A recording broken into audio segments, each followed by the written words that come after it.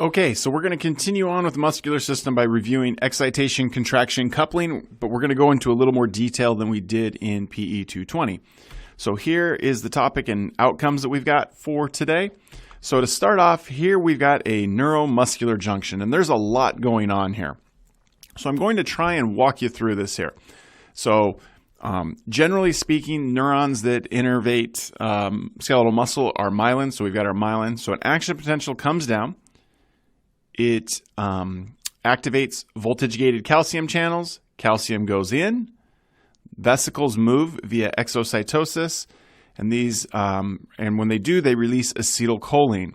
This acetylcholine will bind to ligand-gated sodium channels on the motor end plate of the muscle cell.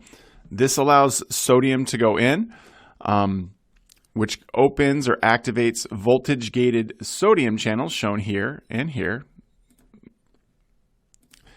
And then that causes an action potential, and so that's what we've got here.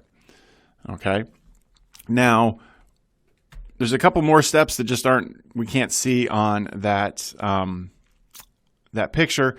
So the voltage-gated, or the action potential goes down the sarcolemma and the T-tubules, which ultimately activates some DHP receptors that allows for a lot of calcium influx. Okay, not only from the T-tubule, but also this DHP receptor activates a mechanical gate on the sarcoplasm called the ryanodine channel, and so calcium leaves the sarcoplasmic reticulum as well. We've got lots of calcium that binds to troponin and moves tropomyosin. Myosin binds to actin. That's excitation-contraction coupling. So the question is, well, how do we stop this? Okay, because you don't constantly want a muscle cell to be stimulated. So really, it's a lot of things. There are 10 steps involved in this, give or take, depending on how you classify them. And so all we have to do is stop any one of those steps. Okay? And by doing that, myosin and actin don't get together. So, for example, we can increase the amount of the enzyme that breaks down acetylcholine, so that will at least reduce the likelihood that there's an action potential. We can do something that prevents acetylcholine from even binding. Okay. We can reduce the amount of sodium influx, prevent action potential in the muscle, do something that makes calcium stay in the sarcoplasmic reticulum. Okay, any of these things, whether it's because there's fewer action potentials or fewer signals being sent by a neuron, or there's a drug or whatever, that will ultimately stop excitation-contraction coupling. Okay, now calcium is important for muscle cell contraction. So actin and myosin want to be together, right? So like this little couple here.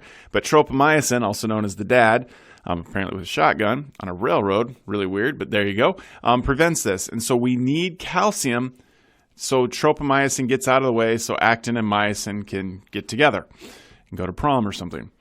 So if we have more calcium, or if we have more stimulus, we're going to have more calcium. If we have more calcium, we have more cross bridges. If we have more cross bridges, there's more force and a stronger contraction.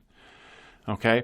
What else? There's another way we can actually increase the strength of contraction, and that's actually by doing something with the calcium once it's been released into the sarcoplasm. Now, I know this figure here is probably a little frightening. I'm going to walk you through it in just a second.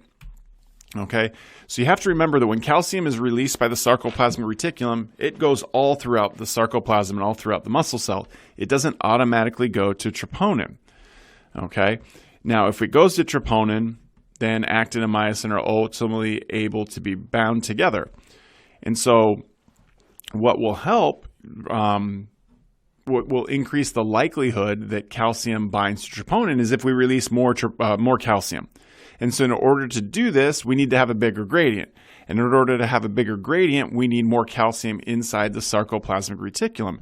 In other words, we need to increase calcium reuptake. And so we do this through something called SERCA.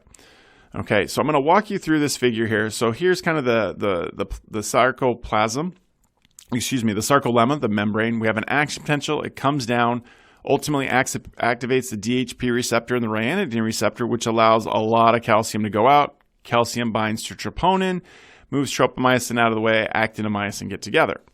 Well, just as soon as this is happening, this pump, which is constantly working, is pumping calcium back into the sarcoplasmic reticulum. And I just noticed that there's a typo here. So this says cell. We actually need it to be pumped into the sarcoplasmic reticulum. Okay. And what this does is this creates a larger gradient between the sarcoplasmic reticulum and the sarcoplasm, so that when these doors open, more calcium is going to rush out. By having more calcium rush out, that means it's more likely that calcium runs into troponin. And then if we have more calcium binding troponin, then we have more actin and myosin binding, or the formation of more cross bridges, more force, a stronger contraction. Okay, so this pump is really, really important, and because it gets that calcium back into the cell, so we create a bigger gradient for the next action potential that comes down the road. So here are the 3 things that I hope you can do after watching this video. You might have to watch it a couple times, but that's true with all of them. So there you go. Have a good day.